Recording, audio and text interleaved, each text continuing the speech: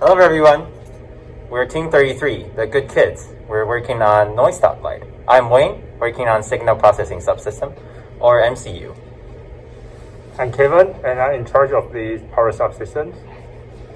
I'm Jijin Wan. I'm working on LED subsystems and the microphone subsystems. I'm Vedant, and I'm working on the amplifier speaker subsystem. I'll just give a small introduction of our project, the noise stoplight. So basically, it can be used in classrooms or libraries or hospitals. And what it does, it picks up noise from two different spots and averages it out.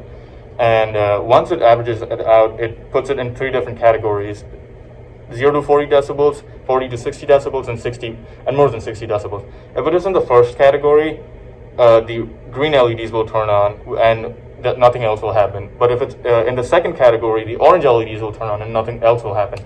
But if it is more than 60 decibels and in the third category, the red LEDs will turn on and the speakers will also make a noise, notifying the users that they are exceeding the certain volume limit, and hopefully they will quiet down. So that's our project, and now we'll move into the subsystems, and at the very end we'll integrate all of our subsystems as a project. Hello everyone, today I will be demonstrating the speaker amplifier subsystem. So as you can see on the circuit board, I use two audio amplifiers to drive two 10-watt speakers. I use an LM386 and a TPA 3008. For the time being, I'm using a dev board since it is allowed in the midterm demo, but for the final submission, I will be integrating it into our team PCB. I use a power source of 12 volts, and I also use a sine wave. I'm also providing the circuit with a sine wave using the 82. So we have an SPST switch over here that controls the power of the system, and we also have a potentiometer that controls the gain and thus the volume of the speakers. So now let's try and demonstrate. Let's try and run it.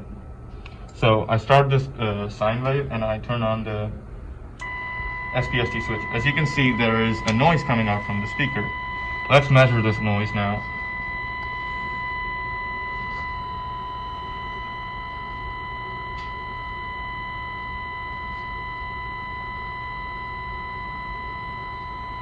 I'm going to reduce the volume using the potentiometer.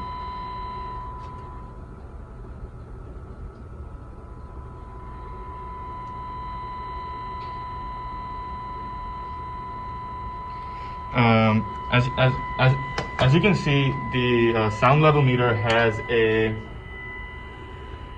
error rate of plus minus 2 dB, and then now I can turn off my system using the SPST switch, and it turns off. As you can see on the oscilloscope, this is the output from the final circuits. So it is kind of similar to a sine wave, but not very similar to a sine wave. Thank you. Now I'll be passing it on to Kevin for his subsystem. Hi, I'm Kevin, and today I'm going to introduce my power subsystem.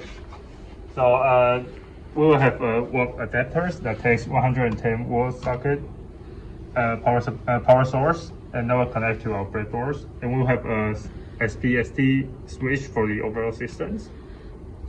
So we will supply 12 volts to our LEDs and our speakers. And then we will supply 5 volts for our microphone systems and 3.3 volts for our microcontrollers. So, okay, let's start our demonstrations. So we turn on the switch. So first we will measure the 12 volts here. We can see that there's 12 volts here.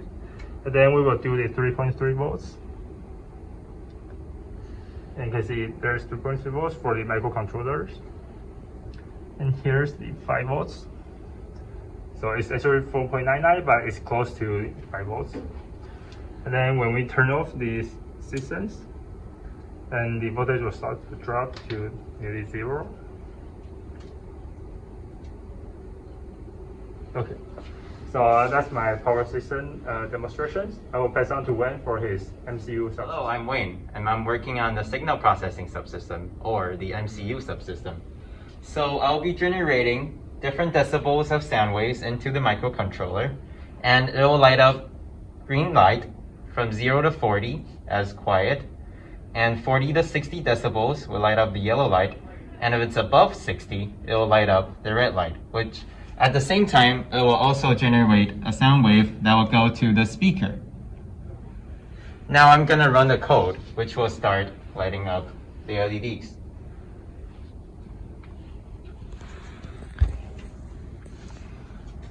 As you can see, it will start from lighting up the green light, since it's quiet, and then goes to yellow, and then when it turns red light, it will also generate a sound wave, a sine wave, and then it will go back.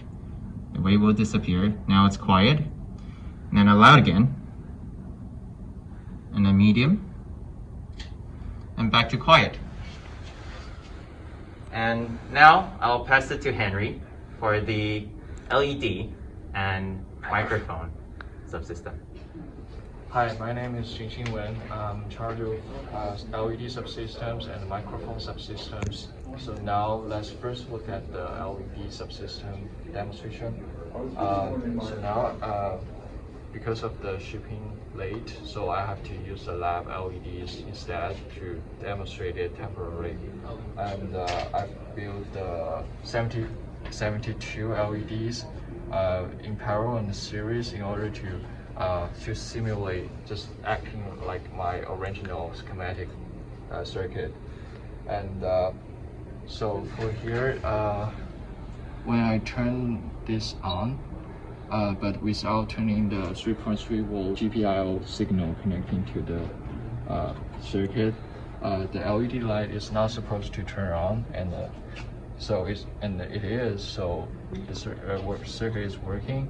So when I turn this GPIO circuit signal to the circuit, the LED light is supposed to turn on, and yeah, it's working.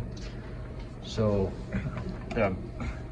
current here, we're measuring, we're using the same voltage 12 volts here in order to simulate, and the current it measured is 0.038 amps, which measures our satisfy our requirements. And here, when we are measuring the voltage drop between the G point and the ground, it says 0.38, which matches goal.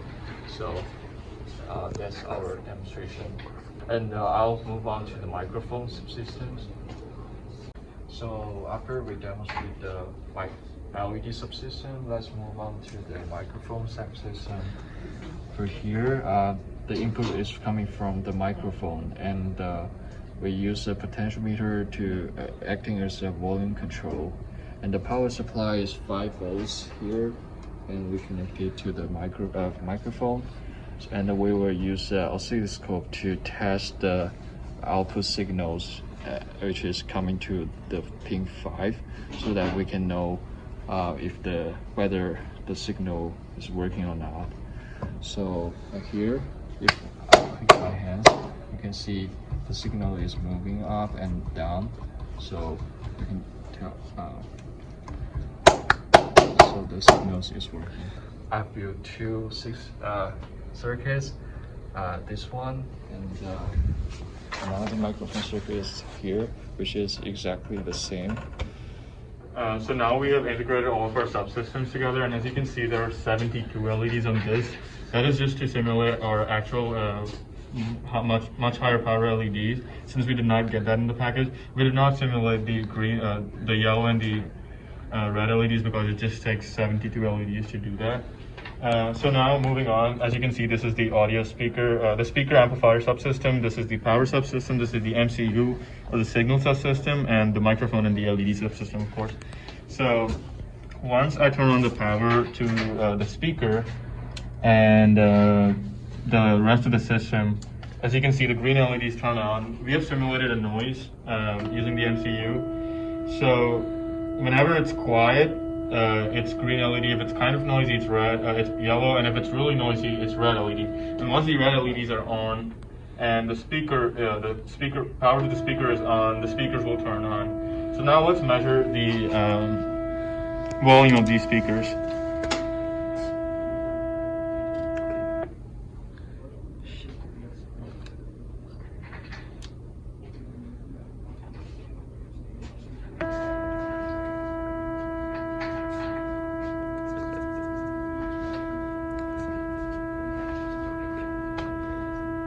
And now I can reduce the volume of the speaker now using the potentiometer and increase it. So the sound level meter has a plus minus 2 dB error rate. So keeping that in mind, most of our subsystems, the speaker had a maximum value of around 75 decibels, meeting the requirements. And if we turn off the power to the rest of this to the main system, the LEDs turn off, the speakers turn off, and everything turns off. So that's our project, the noise stoplight. Thank you.